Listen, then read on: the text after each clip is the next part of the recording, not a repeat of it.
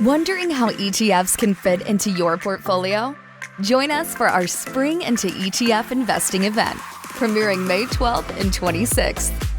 Check out these two exciting two-part events, which we curated specifically for you, the DIY investor. Our special guest speakers and insightful industry experts will provide you with the information and education you need to confidently manage your own portfolios. You won't want to miss these specials. Visit etfmarketinsights.com for more information. And remember to subscribe to our YouTube channel for fresh weekly content. Hit the alert button so you never miss a post.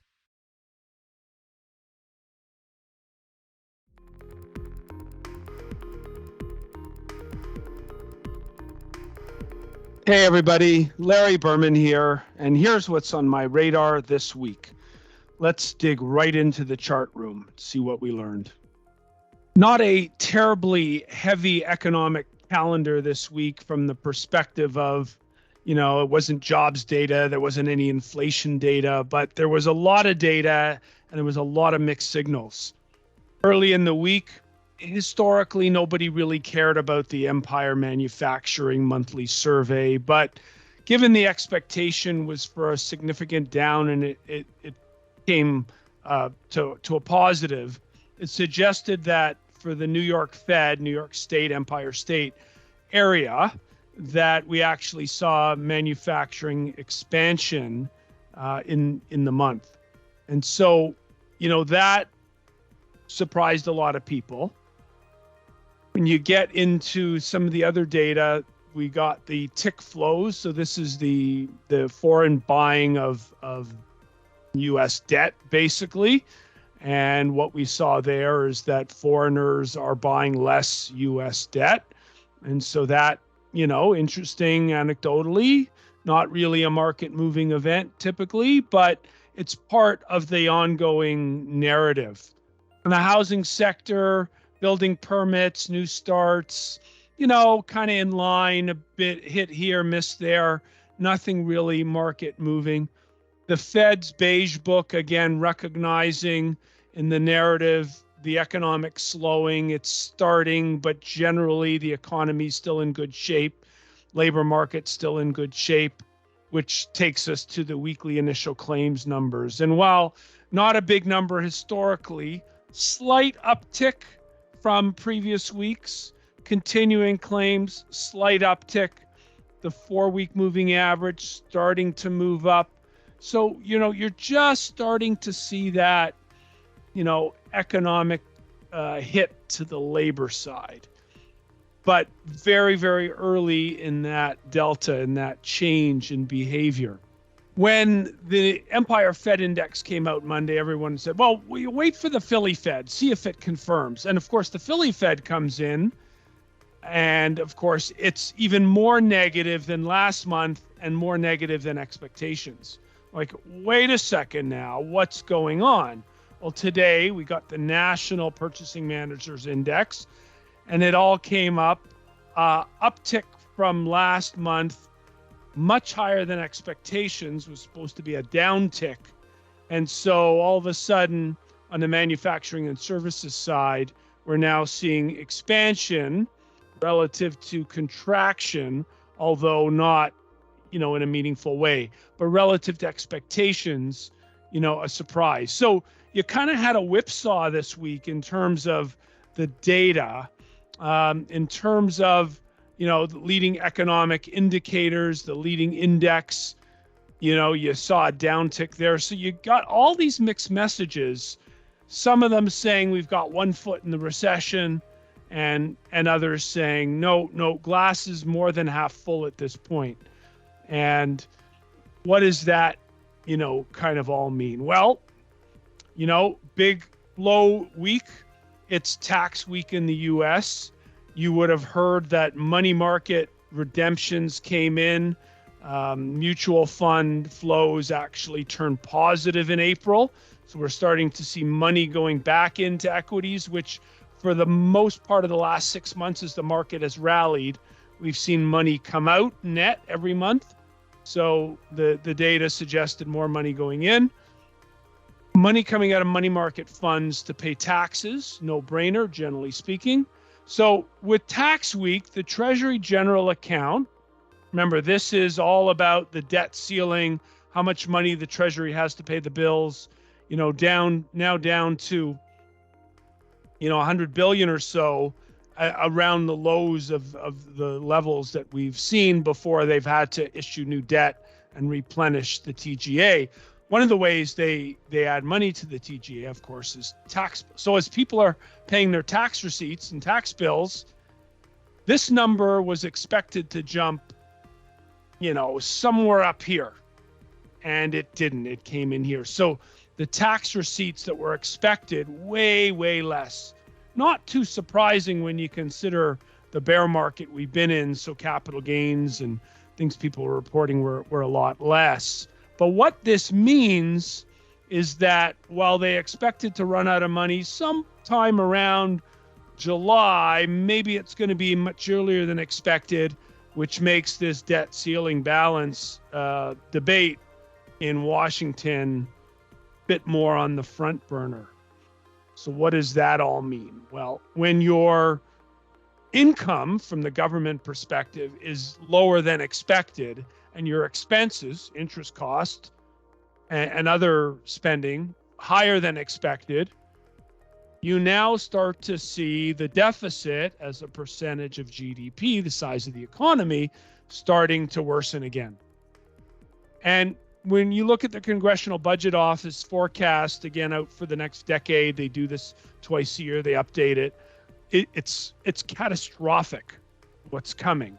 So in order to fund all the debt out there and the deficit with higher interest rates, you need to issue more debt just to pay for the debt. And so what does that all mean? Well, it means when it comes time and they actually do lift the debt ceiling and maybe they kick the can down the road, not sure in Washington these days, but it's going to be a really political hot potato going into the 2024 elections. It may get kicked down the road. Obviously, the Democrats don't want that to be an election issue. Republicans, the Tea Party there, fiscal conservatives, all of that together. At the end of the day, this is the U.S. long bond ETF. And so it's been coiling up, trading range, mountain of overhead supply of people offside that had bought duration. Think of all those regional banks that put money in longer term debt over the last year that would be more than happy to get that off their books, especially if deposits are falling, and restructure that and or hedge it, which puts a pretty good cap in terms of the bond market's ability to rally here. There's been a cry for increased QT, so the Fed would bring down their balance sheet a lot quicker when there's demand for long-term paper because people are worried about a recession. But if they don't do that, you can expect interest rates in this trading range to break to the downside. So TLT falls back below 100. Maybe it gets to the extremes that we saw last year. Maybe it doesn't. It really depends on what they do with QT. So the May Fed meeting is going to be very, very interesting. We do expect a 25 basis point rate hike at this point. When we look at the terminal rate of where the Fed is, we heard this week from several Fed speakers, higher for longer. Everyone pounded home that message.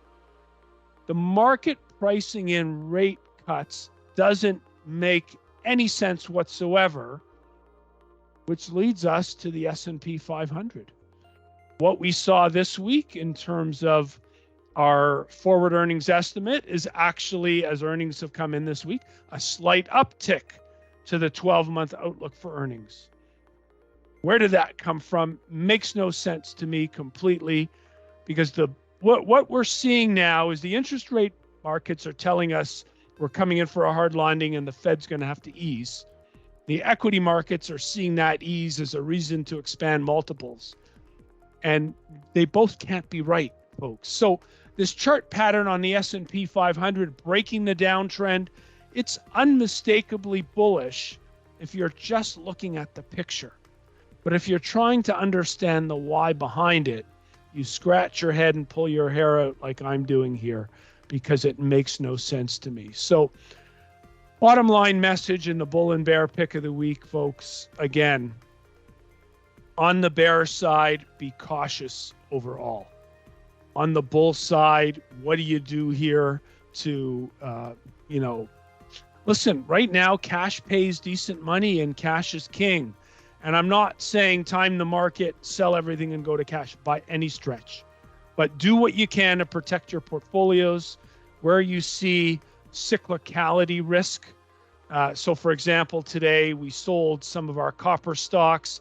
Anything in an economic downturn that might get hit, even though we're longer-term bulls structurally on copper and precious metals, we trimmed this week in our portfolios, again, because if we see a backup in yields, we're going to see, those things start to come down a little bit. So, again, weak economy, try to avoid those things for now.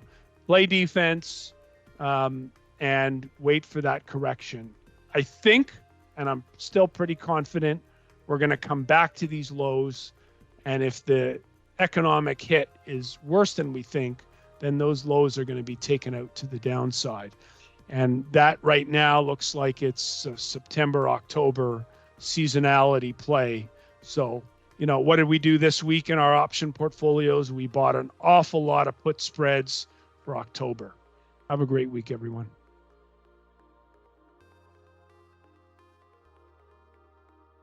Wondering how ETFs can fit into your portfolio? Join us for our Spring into ETF Investing event, premiering May 12th and 26th. Check out these two exciting two-part events, which we curated specifically for you, the DIY Investor. Our special guest speakers and insightful industry experts will provide you with the information and education you need to confidently manage your own portfolios. You won't want to miss these specials. Visit etfmarketinsights.com for more information. And remember to subscribe to our YouTube channel for fresh weekly content. Hit the alert button so you never miss a post.